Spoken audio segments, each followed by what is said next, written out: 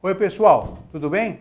Ralph Peter com vocês novamente, programa Livros em Revista, que vai ao ar toda quarta-feira às 19 horas na nossa BCC Television, que, como eu enfatizo sempre tem o firme propósito de levar até vocês um bom entretenimento com um elevado grau de cultura, que naturalmente ocorrerá dentro em breve. Aliás, isso vem ocorrendo nos nossos 10 anos de estrada, com muito orgulho, por sinal, e prazer. Quero, antes de passar para o Hélio Russo, agradecer novamente os trabalhos técnicos dessa equipe maravilhosa. Preciso badalar eles, senão eles me tiram do ar, é lógico. Betânia, Luciana, Márcio, que sem eles nós não penetraríamos aí nas vossas ferramentas midiáticas. Agradeço também a Maria Estela Guedes, que através do seu site www.com, sediado em Lisboa, nos insere no universo lusófono, nos dá, além de uma grande audiência, uma audiência absolutamente muito bem gabaritada, que é o que a gente vem percorrendo, procurando, aliás, ao longo desse tempo todo. Muito obrigado, Maristela, e eu espero não decepcionar-te. Eu tenho aqui ao meu lado direito o senhor Hélio Russo, um publicitário, gestor de empresas, que trouxe ao mundo um livro interessantíssimo que amealhou ao longo da sua carreira, por sinal, bastante profícua e com muito sucesso. Estou falando do livro Sonho do Dragão. Meu caro, muito obrigado por ter vindo.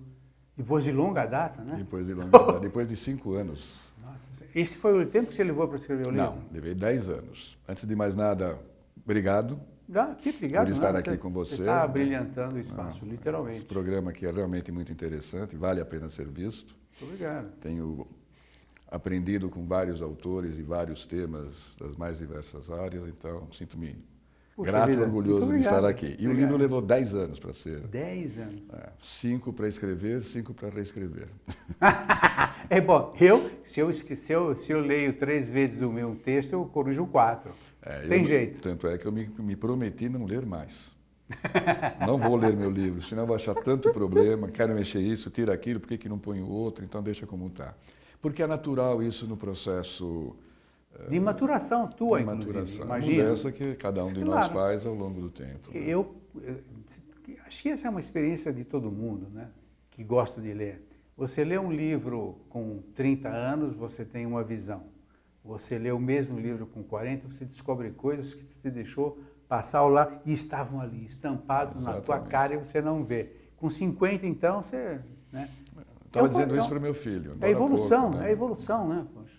Às vezes você assiste um filme e não dá nada. Depois de 10 anos você acha maravilhoso, ou vice-versa. Vai ver o filme da minha vida, o livro da minha vida. Depois você olha e fala, por quê? País que você revisita, né? País, tudo. Eu tive essa experiência recentemente. Eu fui 3 vezes à Argentina. Nessa terceira vez, que coisa maravilhosa. Viu outro mundo. Outro mundo, fantástico. Mas isso é rejuvenescer, né? Você olhar sempre com os olhos de criança frente ao novo, um olhar de espanto. Você acha que é um olho? Eu acho que é o inverso. Não, é um modo de se manter atento. Né? Quer dizer, quem ainda faz uau quando vê uma coisa nova. Mas nem sempre quando você faz uau, você penetra no meandro daquilo que você viu e que fez uau. Esse é o meu ponto. Quando a primeira vez, voltando agora, um país qualquer, não precisa falar Argentina, um país qualquer. A primeira vez que eu fui a um determinado país, eu gostei. Ponto, gostei. Por quê? Recém-casado e tal, então o meu universo era algo muito pequeno. Depois eu revisitei-o, já com filhos e tal, e eu tinha que, inclusive, contar para os meus filhos o que eu estava vendo e que já havia visto. Eu pude perceber a minha evolução. Então, o olhar de criança ficou para trás, no meu caso. Você tem razão, talvez sejam as duas coisas. O olhar de criança no sentido de se manter Alerta, alerta. Atenta, em frente ao novo, é nesse sentido. Isso sim. Mas isso vale para qualquer outra coisa. Não é só para música, para comida, para dança, para seja o que for, é isso aí. Quando você aceita uma nova música, você pode não gostar dela, mas vamos tirar as folhas de cima desta água e ver o que tem lá embaixo. Levanta o tapete e vê o que tem ali. Eu acho que isso não é só um mero sinal de que você ainda guarda dentro de si a criança, mas uma certa inteligência superior. Porque você, afinal de contas, você aceita o outro para eventualmente você saber se gosta mesmo ou não. Aceita primeiro, legal. Por que eu não gosto? Quantas vezes já aconteceu? Eu não gosto desse cara. Você não sabe por quê. O cara às vezes nem conversou com você. E você não dá chance se ficar com o preconceito. Eu acho que a criança tem essa facilidade. Aí sim eu concordo. A criança tem essa facilidade, tanto que ela se enturma rapidinho. Nós temos uma dificuldade muito grande. Que acumulamos preconceitos. Ou experiências negativas, talvez? É uma forma também. O preconceito é quando você... não preciso explicar a palavra, né? Você conceitua previamente, claro você julga, né? Baseado em alguma informação anterior e já faz o seu julgamento. E isso é prejudicial no relacionamento, isso é prejudicial em relação a experiências novas. E atrapalha a análise, né? Que é pior. Atrapalha. Muito bem. Teu livro, vamos lá. Vamos lá.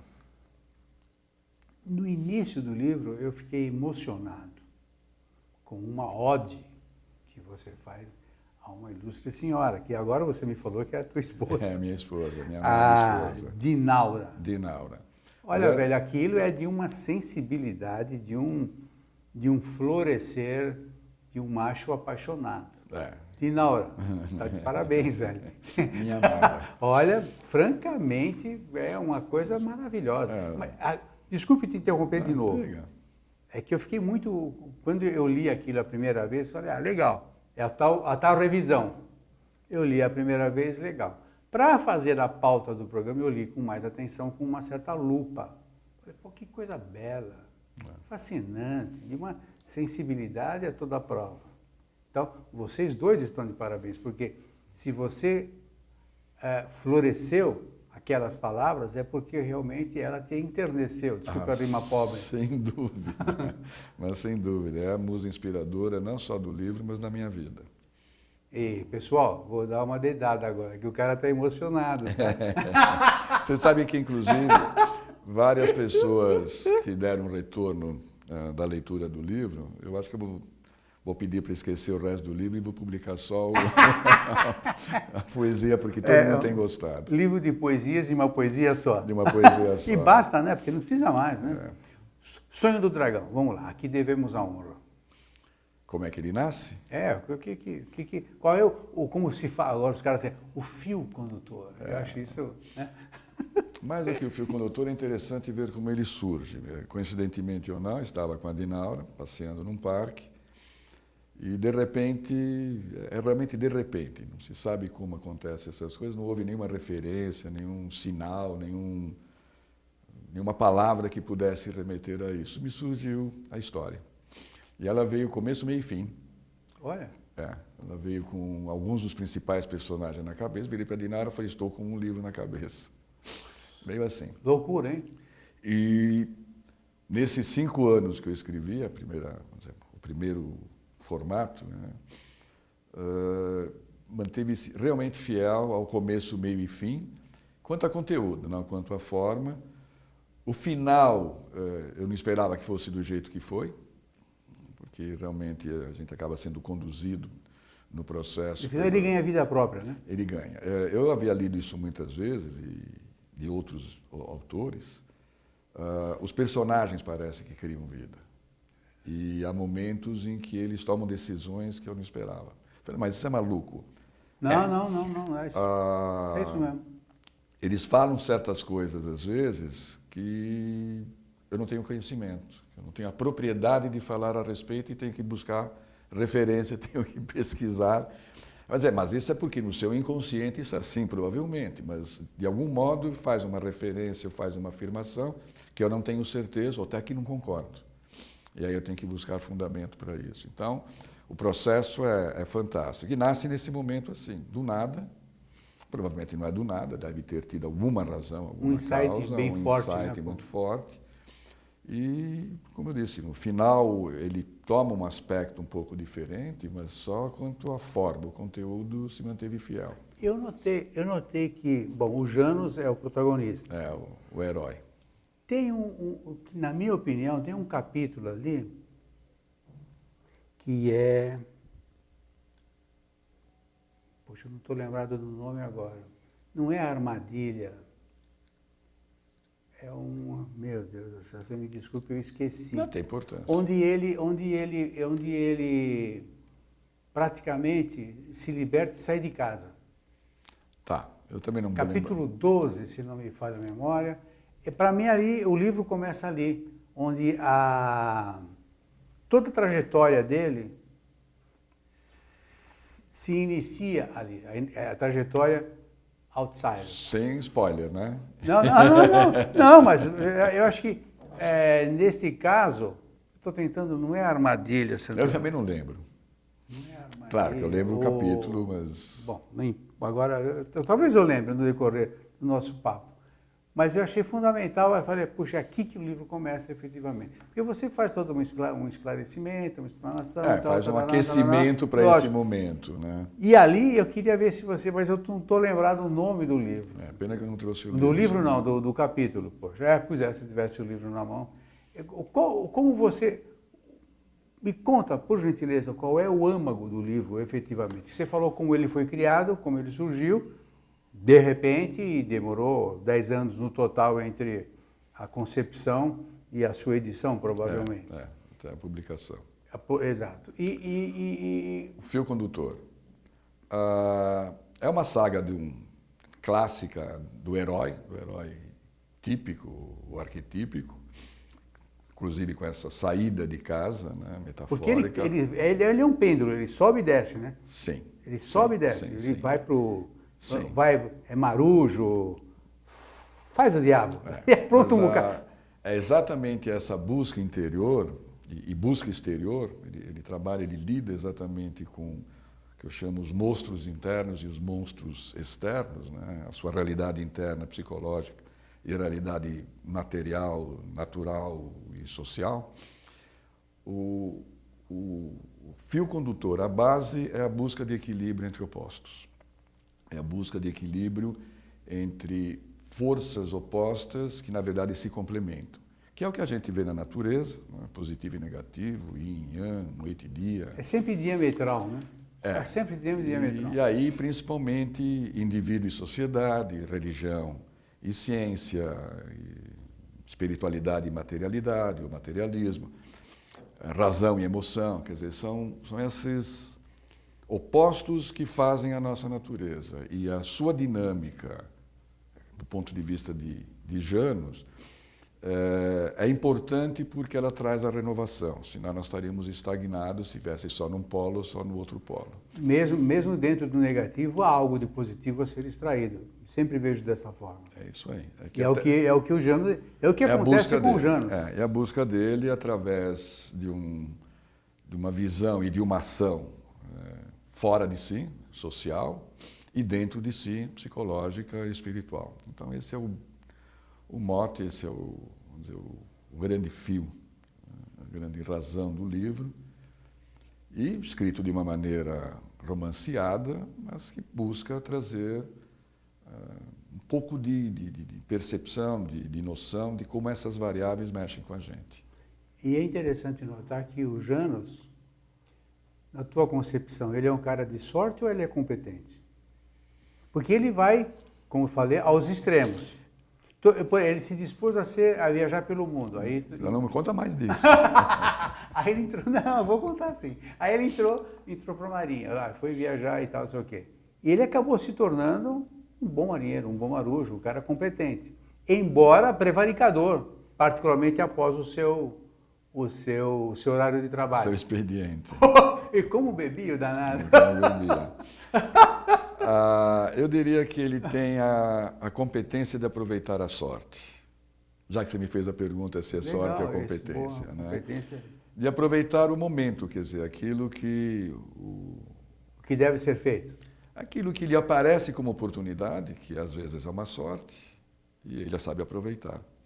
Ele aproveitou muito bem, eu acho. Você sabe que o Getúlio Vargas tinha um ditame muito próprio, não sei se você se lembra. Ó, se o cavalo passar arreado, eu monto. Aham. Você lembra Isso disso? aí. Não, não lembro, mas acho que é Mas bem é isso. isso. É bem isso, ou seja, você... por aproveitar o bonde que passa. Isso, exato. Você tá velho, é meu. É bonde. O pessoal Sorry, sabe. desculpe. O pessoal... O Subway. A maioria deles não sabe o que é bonde. É, eu sei. Com certeza. Só desculpem. Bonde é um sistema elétrico Isso, de antigo, coletivo. dos antigos. Eu andei de bonde. Século XIX. Você andou de bonde? Chegou a andar Andei de bonde? muito. Também. Mas Século XIX. já estava terminando, mas eu andei de bonde. Mas voltando ao teu personagem principal.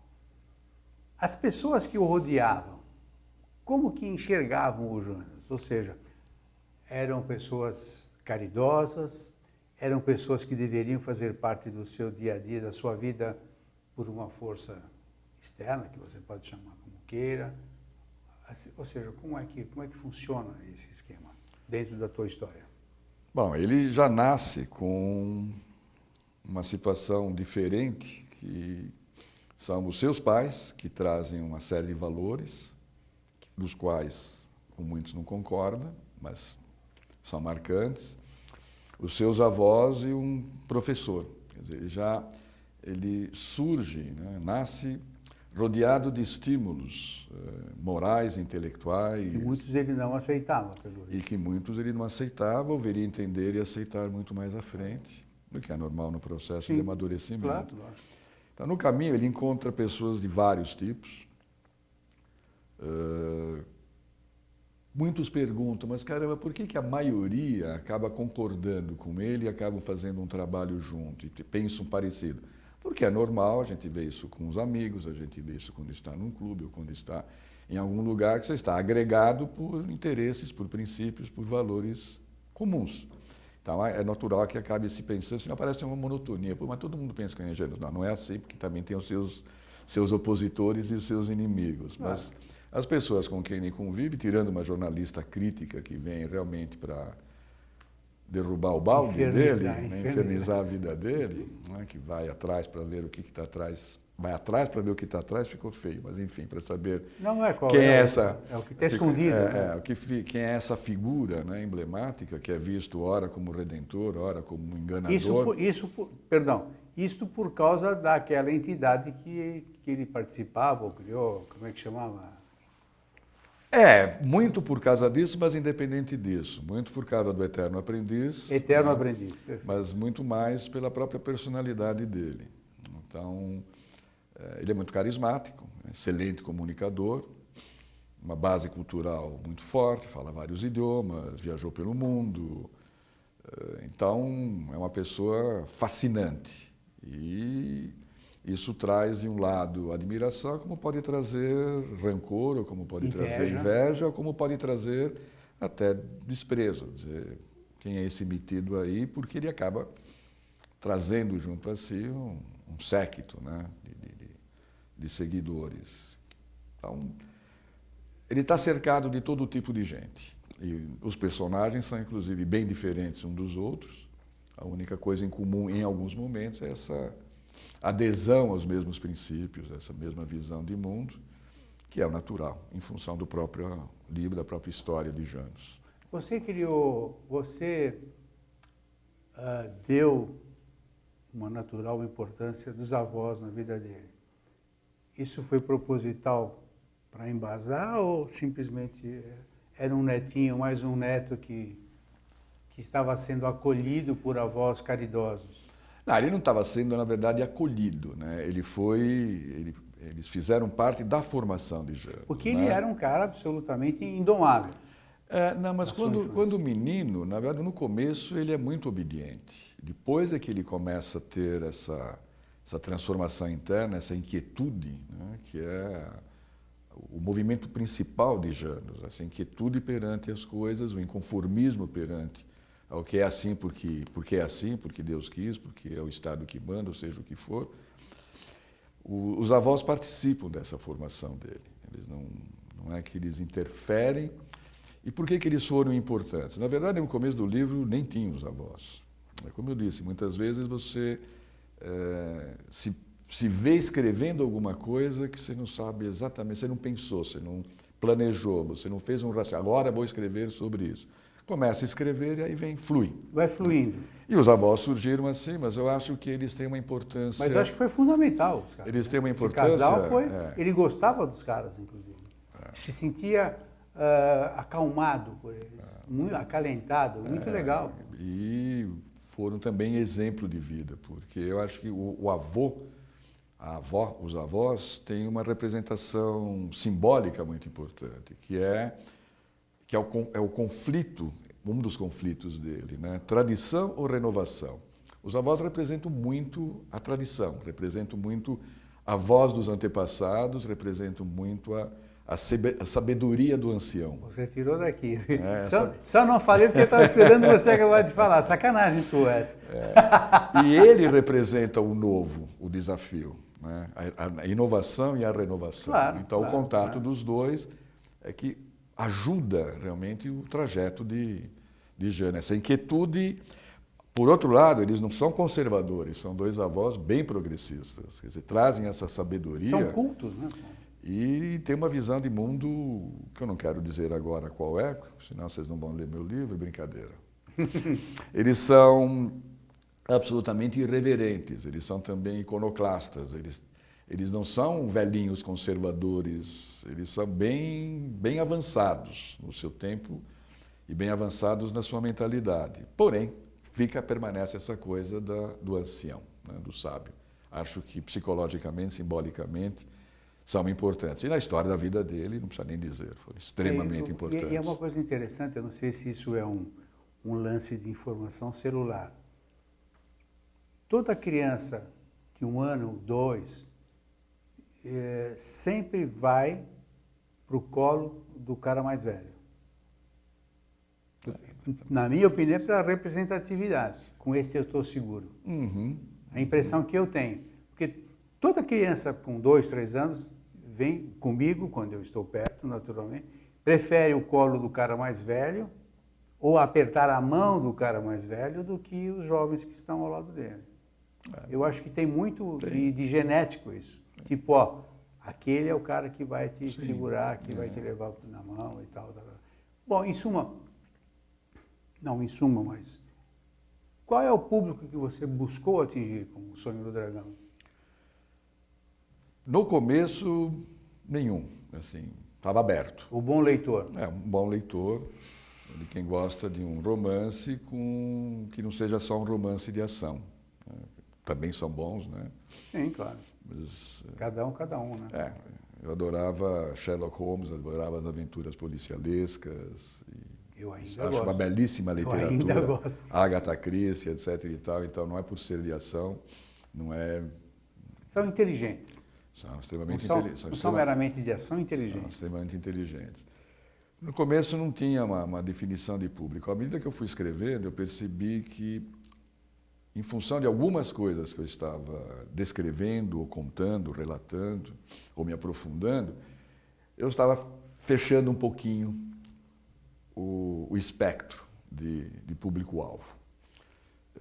Isso não me incomodou, porque eu imaginei que, não que ele é um tratado, não é uma tese de doutorado, nem nada disso, mas ele trata de assuntos, às vezes difíceis, um pouco mais complexos, que inibe talvez a leitura de um jovem de um leitor mais jovem, né?